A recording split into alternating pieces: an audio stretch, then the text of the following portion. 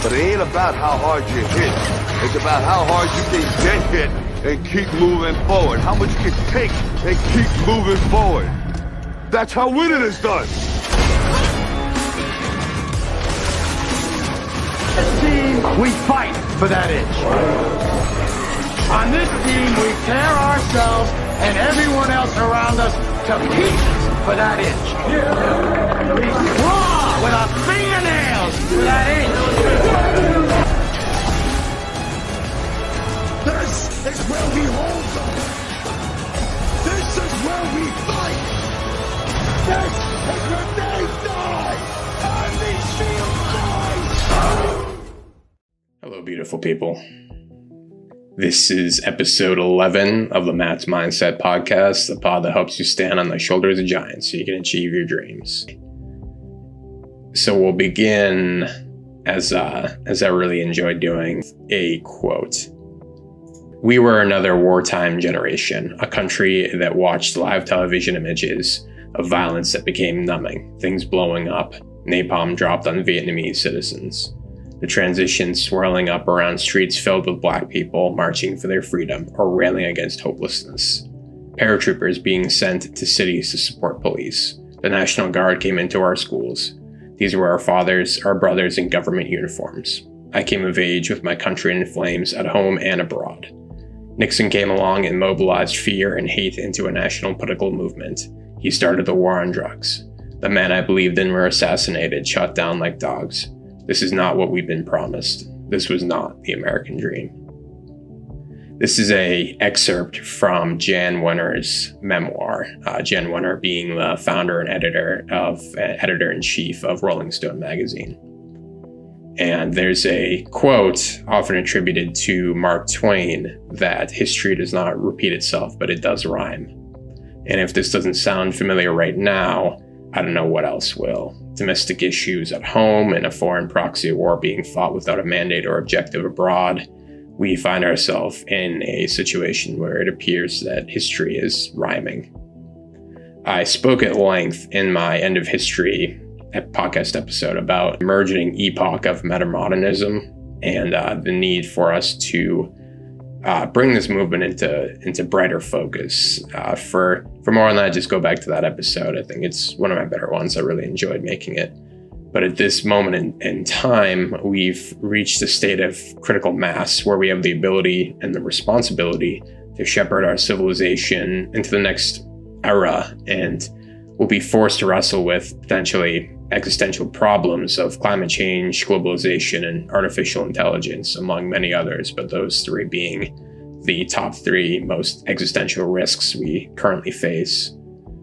Earlier this month, the date of this recording being of May 2023, Warren Buffett likened AI technology to that of nuclear fission, an analogy I think is quite apt. Nuclear fission, of course, being developed in the tail end of World War II via the Manhattan Project, is what allows for technologies like nuclear energy, as well as the atomic bomb. So nuclear fission is a technology that's benign in probably about 98% of use cases. It can be sourced to help generate electricity, clean electricity. It's used in radioactive isotope tests to help identify and treat cancer, and has potential applications in space exploration. But in about 1% of use cases, you end up with situations like the 3 Mile Island catastrophe in Pennsylvania, Chernobyl, much worse in Ukraine, and then Fukushima more recently in Japan. And so while these catastrophes are relatively unlikely and damaging on different levels of intensity, they're not in and of themselves existential threats. That's about 1% where we have problems that we have to deal with that are not good by any stretch of the imagination, but they're not existential by nature. And then there's about 1% of use cases in the case of the technology of nuclear fission, which is completely existential and would serve as a great filter event for humanity. It's the use of atomic weapons. Warren Buffett makes this comparison, which I agree with, that the technology of artificial intelligence, which is benign in about 98% of use cases, has the potential to be catastrophically dangerous in 2% of those use cases. In this new age, we're going to have to break new ground, come up with new solutions, come together to solve these problems now facing us. What got us here won't get us there, in short. We need a new perspective, hence metamodernism.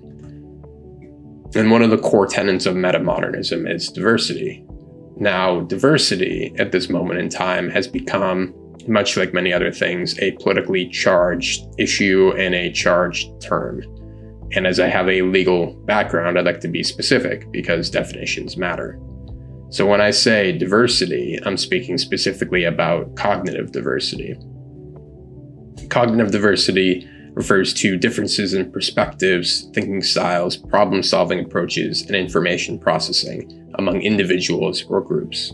It emphasizes the variety of cognitive abilities, knowledge, experiences, and insights that individuals bring to a particular situation or task. I spoke extensively a few weeks ago in my Need for Self-Education in the Age of AI episode about learning styles and how everyone learns in a different way and acts upon that knowledge in a different way. So this is what I'm talking about. The word diversity, as I mentioned, has been hijacked by a number of special interest groups and has turned it into a politically charged issue. And cognitive diversity, so by extension, goes beyond traditional diversity factors such as race, gender, age, and focuses on the unique cognitive characteristics and mental processes that individuals possess. It recognizes that people have different ways of perceiving, understanding, and approaching complex problems or situations, and that these differences can contribute to enhanced creativity, innovation, and decision-making. So that's the point of diversity, because diversity is very important. Diversity done right is what will help bring us solutions into the future. And because it doesn't matter if you have 5 people who look different in a room if they all think the same way. In short, in the words of Dr. Martin Luther King Jr., cognitive diversity is about judging people for positions of power, career, and educational opportunities by the content of their character. If we have people who look different but think the same way, it defeats the purpose and is just politically correct sexism and racism. In this new age, it will be more important than ever that our society be a meritocracy, that everyone leans into themselves and selects work that is uniquely suited for them. And nowhere do we need cognitive diversity more than in the political sphere. John Vervanke, Professor John Vervanke of the University of Toronto, explains the importance of the adversarial process in regards to a democracy and how it's been corrupted by identity politics. So rather than try to summarize his point, because he's a very articulate professor, I'll allow you to form your own conclusions. I had Jordan on this podcast, and it was incredible to see how strongly binary, not just the responses He's a polarizing guy. Yeah, but also the expectations of me were, are you all in or are you all out? And there was part of me that wanted to say, this is the kind of identity politics morass that we have as such an issue. To have any kind of reconciliation and civil debate, it can't be, well, I'm making a strong statement, but like it shouldn't have to be that black or white. I think there are many. I want to strengthen your argument for you. Please, I need someone to do this with me more regularly. This has to do with adaptivity. This has to do with intelligence. Let's just give you an example of relevance realization right now, right here, right now. Mm-hmm. You have 2 attentional systems, probably more, but at least these 2, right? You have the task focus that is trying to keep you focused on what is John saying with his multisyllabic complex sentences. And then there's a part of you, the default mode network, that's mind wandering. And I'm not accusing you of anything. It's drifting away. It's thinking about other things. And they're locked together like evolution. The mind wandering introduces variation. The task network kills most of it off, but some of it survives and helps reproduce the conversation and keep it going. Opponent processing, your autonomic nervous system about arousal. Sympathetic is biased to arousing you. Parasympathetic is biased to getting you to calm down, and they're locked together in opponent processing. You find this all through adaptive systems, opponent processing. Democracy. I argued this when I gave a talk in the International Symposium on Democracy in Prague in September, right? Democracy should be opponent processing. The best way for me to correct my perspectival bias is to have you be in opponent processing with me. You take a different bias, but we agree that we are each other's best means of self-correction. That's how democracy should work.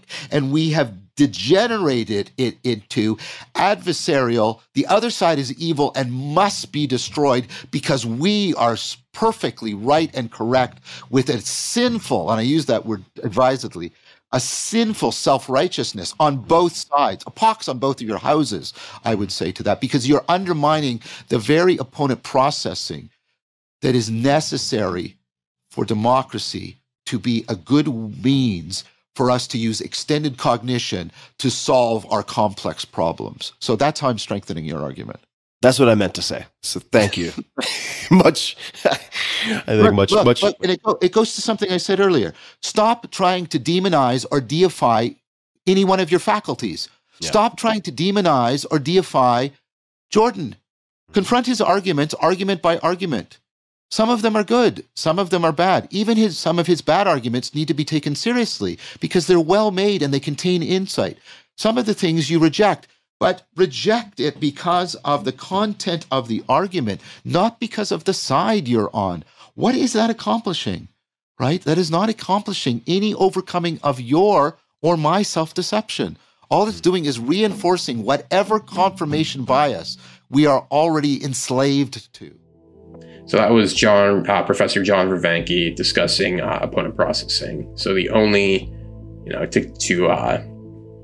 buttress his point, the only way we can have opponent processing is if we lean into ourselves and allow ourselves to be authentic, form our own opinions and stick to them. Respect not only our opinions, but the opinions of others, for it's the mark of an educated mind to be able to hold two contradictory opinions at once and rid ourselves of a desire for pride and control.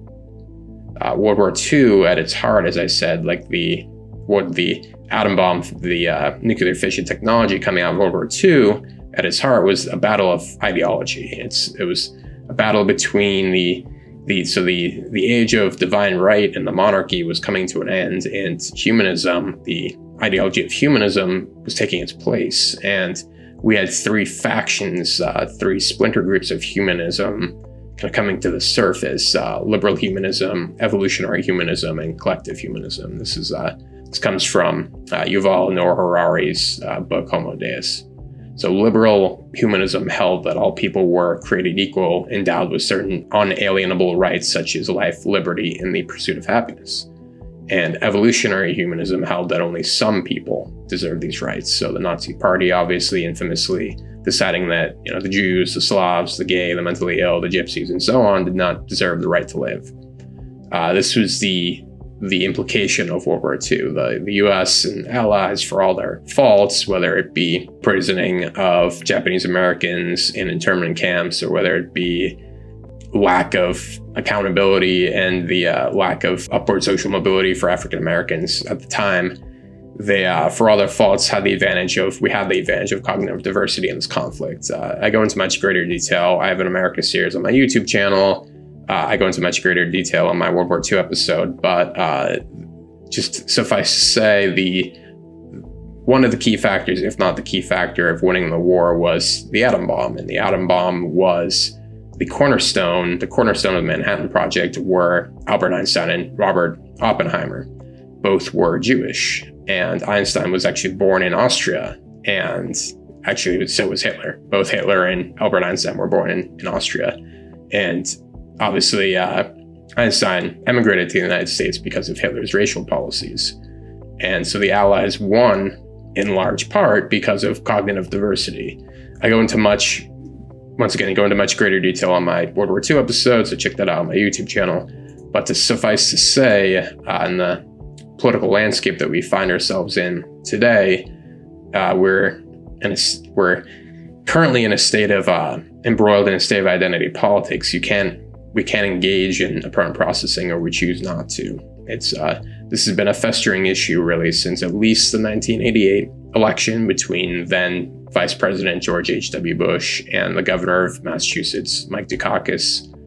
This election cycle really marked the first time that the word liberal was used as mainly as a pejorative, meaning someone like weak, out of touch, hypocritical, condescending.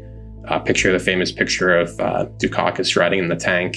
So it's really been just this sense of identity politics has been growing worse and festering since probably about that 1988 election, if you were going to go back and put a finger on when it happened. Of course, you had Pentagon Papers, which is when the general public stopped really trusting their government. I talk about this in my End of History episode. And so when you have a general populace that stops trusting the government in general, then you have a president like Reagan, who a decade later gets elected on a small government, like I'm from the here to government and I'm here to help is the most terrifying words in the English language. But that's kind of where the public sentiment was. And so you have to steer any sort of public sentiment or animosity away from you and towards the other guy. And so when Reagan couldn't run again in 1988 and H.W. Bush took over, really that was solidifying the sense of the populace couldn't trust the government, so they were looking to displace a certain amount of animosity on someone. And then it became, the two political party system became about shifting that animosity from one side, from your side to the other side. And it just has gotten worse, and it's just a completely festering wound at this point. So since then, both parties have devolved into a kind of immature, mudslinging shit show where a kind of race to the bottom in their attempts to appeal to their voter base. In today's politics, you can't even endorse any of the positions of the other guy. And in fact, you run smear campaigns to steer those on the fence toward your side. Character attacks, to me, always prove that the person perpetrating the attack is unwilling or unable to have a fair discussion about the issue, so they resort to is essentially name calling. And I don't know about you, but an inability to have a substantive debate on important issues is the last quality that I want in my elected officials. Like, we should be holding these people to a higher standard. They should not be a magnification of the worst parts of our society. We continue to ignore symptoms of this problem, and they continue to pop up in our society until generally when things have to change and people ignore them, whether this is in your own individual life as fractals of society or as society as a whole, when you continue to ignore symptoms of a problem, they continue to manifest in louder and louder ways. And this is something that led to the emergence of candidates such as Donald Trump. And Dave Chappelle does a fantastic job of explaining this phenomenon that is Trump. Like, rather than paraphrase, here's Dave Chappelle on the issue. And I'm watching the news now, they're declaring the end of the Trump era. Now, okay, I can see how in New York you might believe this is the end of his era. I'm just being honest with you. I live in Ohio amongst the poor whites. A lot of you don't understand why Trump was so popular, but I get it because I hear it every day. He's very loved. And the reason he's loved is because people in Ohio have never seen somebody like him. He's what I call an honest liar. Well, I'm not joking right now. He's an honest liar. That first debate, I'd never seen anything like it. I've never seen a white male billionaire screaming at the top of his lungs, "This whole system is rigged," he said. And across the stage was a white woman, Hillary Clinton and Barack Obama, sitting over there looking at him like, "No, it's not." I said, "Now, wait a minute, bro. It's what he said." And the moderator said, "Well, Mr. Trump, if in fact the system is rigged, as you suggest, what would be your evidence?" You remember what he said, bro? He said, "I know the system is rigged because I use it." I said, "God damn." And then he pulled out an Illuminati membership card and chopped a line of cocaine up and did it right into the podium.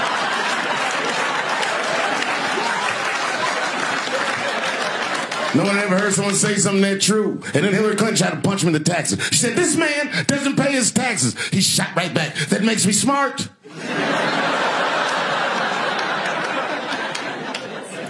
And then he said, if you want me to pay my taxes, then change the tax code.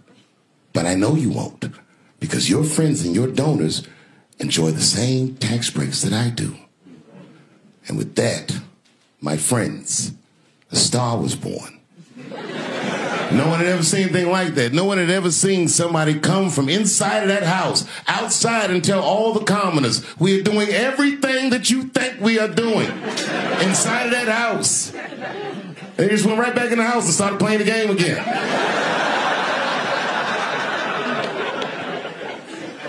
The Democrats were sore losers. I'm a Democrat, and I'm telling you, as soon as he won, they started saying all that he's colluding with Russia, he's colluding with Russia. It was very embarrassing as a Democrat, but as time went on. One of the things that Trump wanted to do was drain the swamp, like drain the deep state, and as he would call it. I think Robert F. Kennedy Jr. on his episode with on the All In Pod describes it not so much as a deep state or a swamp, but more as there are edifices in Washington that there are people who get there and they really just can't be fired. And there are a great many, as he would say, I'm paraphrasing, but there are a great many patriotic, amazing, hardworking, virtuous people working in various levels of these organizations. But the people who tend to rise to the top of these organizations tend to be Machiavellian, tend to be unscrupulous, tend to be manipulative, tend to play the game of politics extremely well. And when they get to the top, then all they're concerned about is maintaining power. And so that's what he would refer to as the quote unquote deep state, is just these actors, these frankly bad actors that know how to play the system and then know how to rise to the top. Now, I don't want to just not to digress. I don't want to downplay the problematic nature of Donald Trump.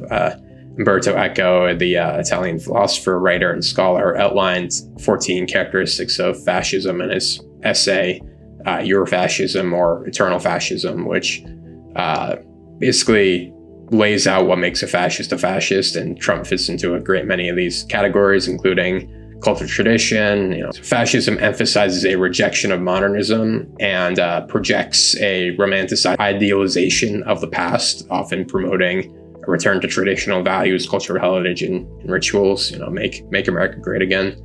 An appeal to emotion rather than logic. A demonization of the enemy. It's frequently relies on scapegoating and the creation of a perceived enemy or other to rally support to maintain a sense of unity among its followers. So for Trump, it would be Mexicans. For someone like Hitler, it would be Jews. Not equating the two, they're definitely not as bad, but the certainly leaves from the same playbook. Nationalism promotes an extreme form of nationalism characterized by fervent loyalty and devotion to a nation or state. Nothing wrong with patriotism. It's when you have nationalist symbols, slogans, and narratives to foster a sense of unity and superiority. It's kind of when you can run into some issues. And machismo, a sense of cult of masculinity, often celebrates and idealizes hypermasculinity, traits such as physical strength, aggression, dominance, bullying. If there's anything that Trump is, it's a bit of a bully. And populism and the cult of the common man. So it often appeals to grievances and aspirations of the common man and presents itself as a champion of the people against perceived elites or external threats, and seeks to create a sense of unity and solidarity among the common people through charismatic leadership. And so, as mentioned, Trump is just a symptom of a much larger problem. I don't think he's fundamentally nefarious, but Trump very obviously used the tactics that I just laid out in what we might describe as an exhibition of hard power.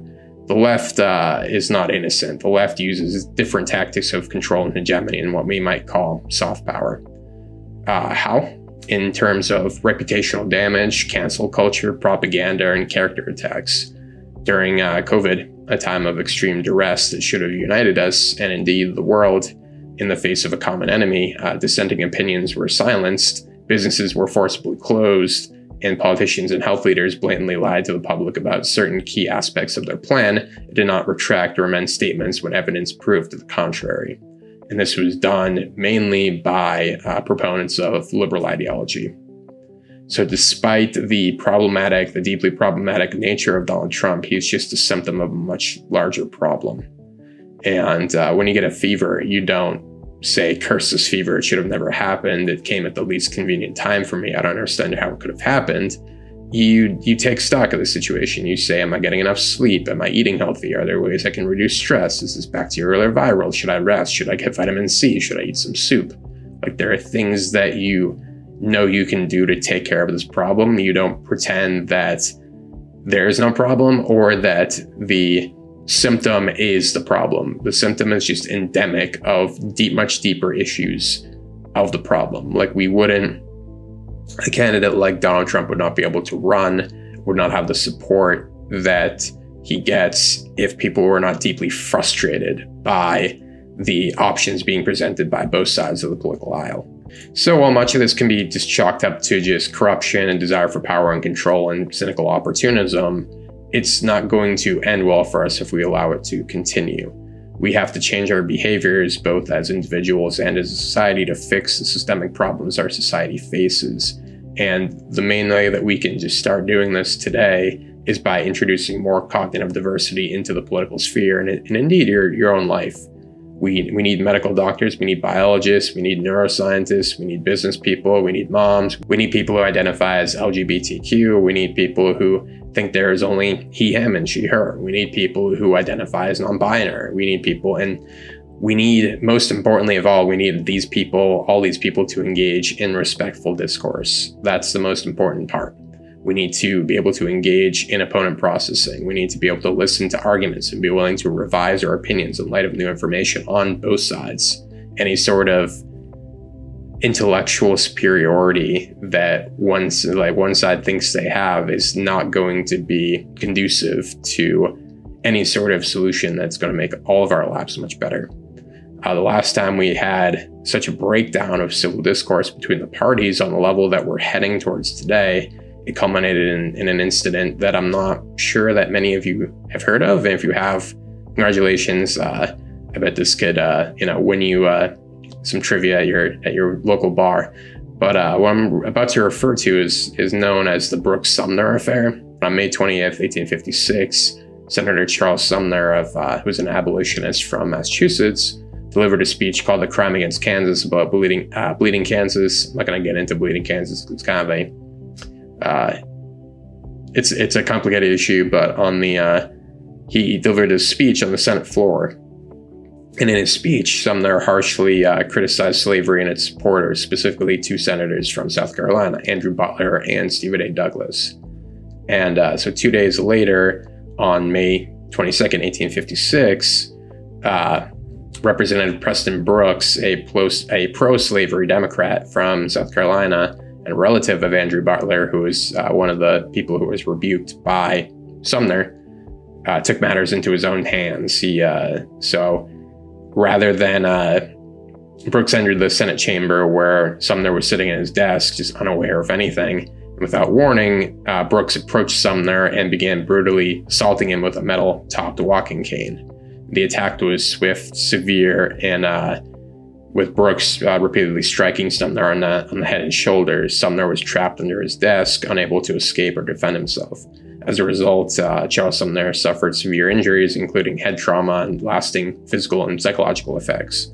The incident became a national sensation, further dividing the North and South and exacerbating the tensions that eventually led to the American Civil War. If we were to be able to be in a position to tackle the existential threats that face us, like not just us, but the world at large, we need to introduce more cognitive diversity into the system, and we need to treat each other with respect and realize that we are the most successful experiment humanity has yet tried, and it has been so far successful in creating the greatest civilization history has yet known. But the issue with, I think, the Sumner affair was, while obviously slavery was an incredibly contentious issue, because at its heart, really, it involved cornerstone of America, is that all men are created equal. And it was about that question versus corruption, versus the idea that, well, if we actually freed all these people, then it would be a massive economic disincentive. It would massively disrupt an entire industry, an entire way of life. And I think the issue is about this is, while it's almost flip-flop now, where it seems like liberals enjoy or like to enjoy this sense of moral superiority, like to take the high road or pretend to take the high road. It was almost flipped back then, where you had this abolitionist from Massachusetts delivering a speech where he was harshly criticizing these two senators, including basically getting pretty personal and calling out Andrew Butler and his mistress, basically calling out his hypocrisy. And that was one of the reasons why the Preston Brooks, the pro-slavery Democrat, it was almost seen as defending the honor of his relative. And so while it was about slavery, it was also the fact that the rhetoric was not just about the issues. The rhetoric was deeply, deeply personal. It was throwing mud at each other. It's very similar to where we find ourselves today, where we're not necessarily discussing issues, we're doing character attacks. Of course, nothing really justifies violence. And in fact, Brooks was not prosecuted for this blatant assault and battery on a member of the United States Senate.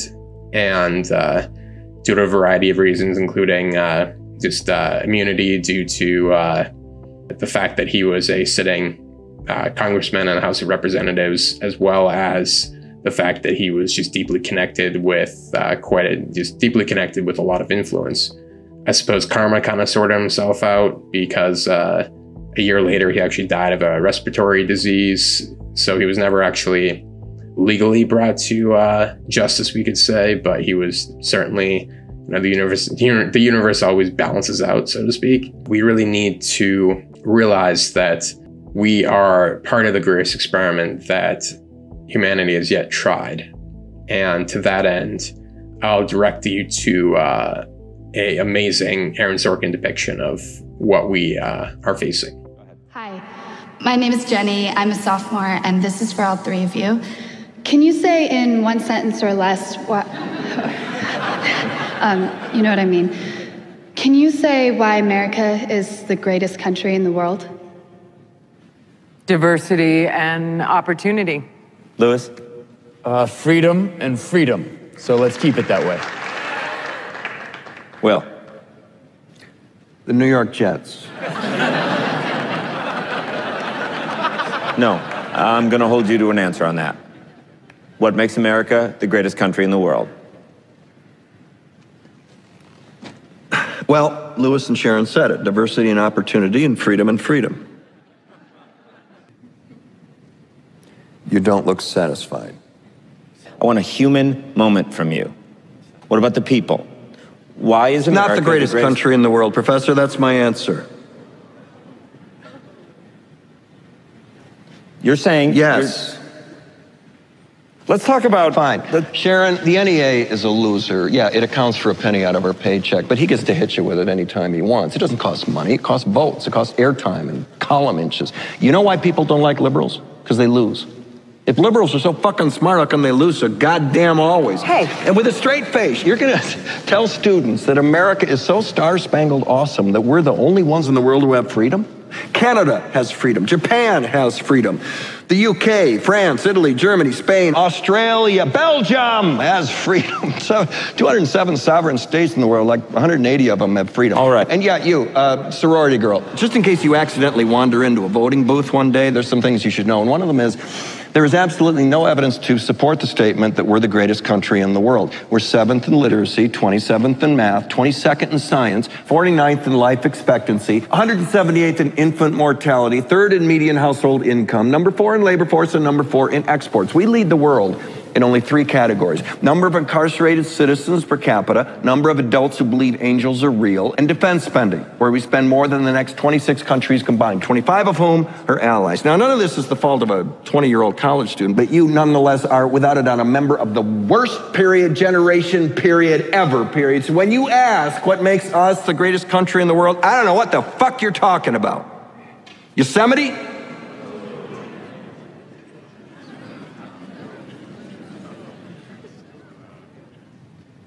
Sure used to be. We stood up for what was right. We fought for moral reasons. We passed laws, struck down laws for moral reasons. We waged wars on poverty, not poor people. We sacrificed. We cared about our neighbors. We put our money where our mouths were, and we never beat our chest. We built great big things, made ungodly technological advances, explored the universe, cured diseases, and we cultivated the world's greatest artists and the world's greatest economy. We reached for the stars, acted like men. We aspired to intelligence. We didn't belittle it. It didn't make us feel inferior. We didn't identify ourselves by who we voted for in the last election, and we didn't scare so easy.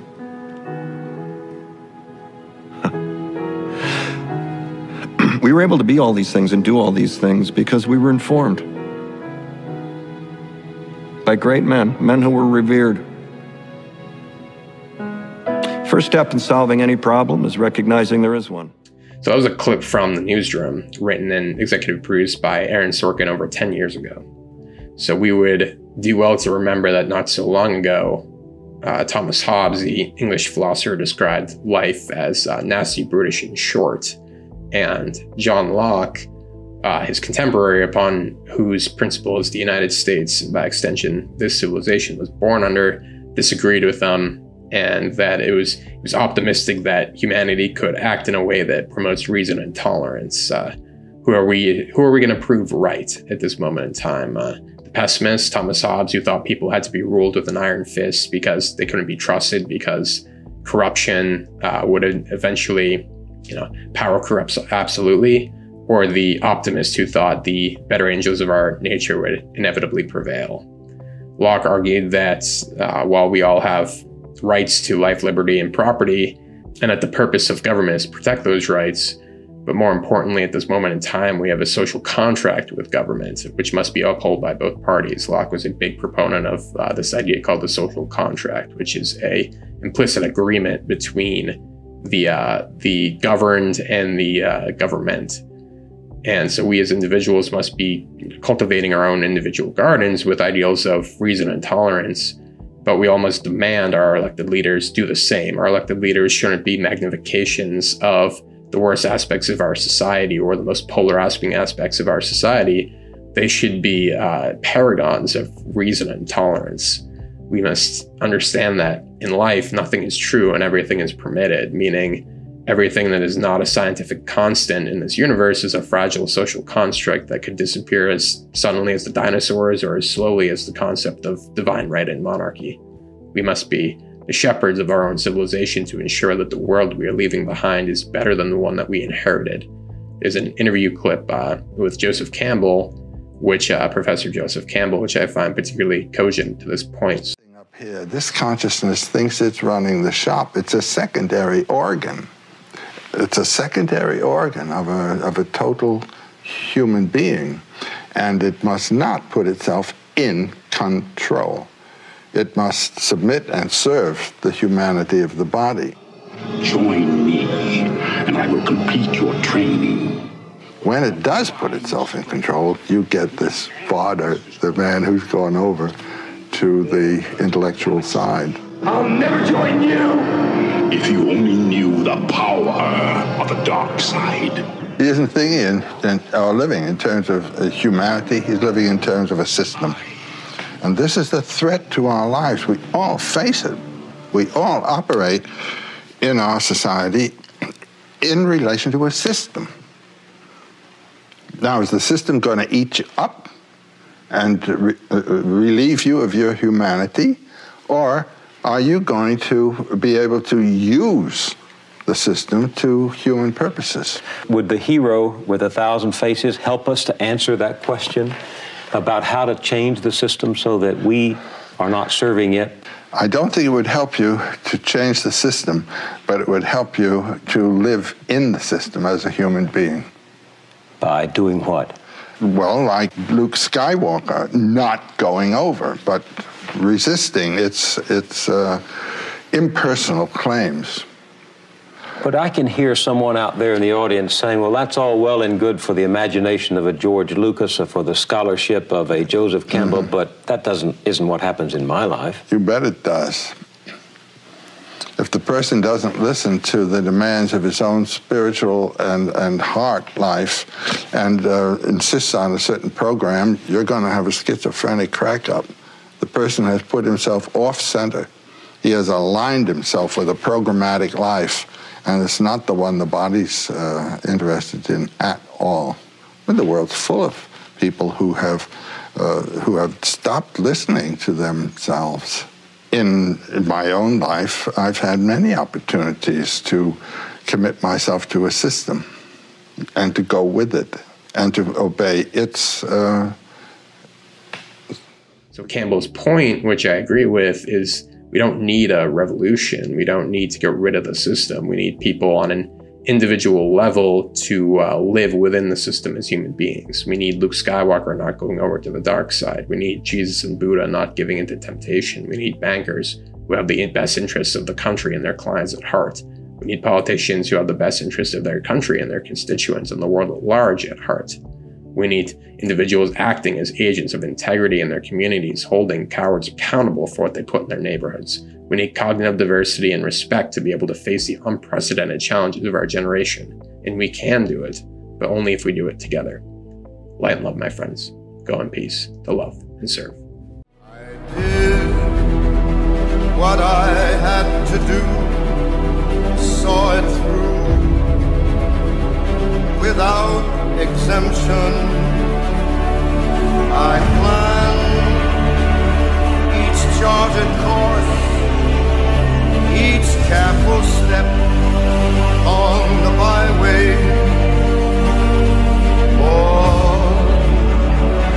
Much more than this, I did it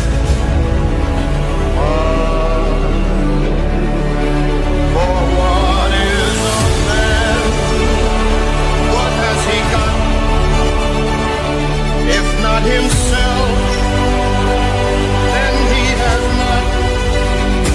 Say the things he truly feels, and not the words of one who kneels.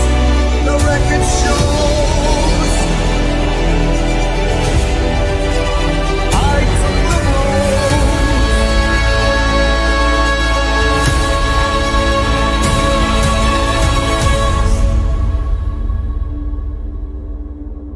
and did it my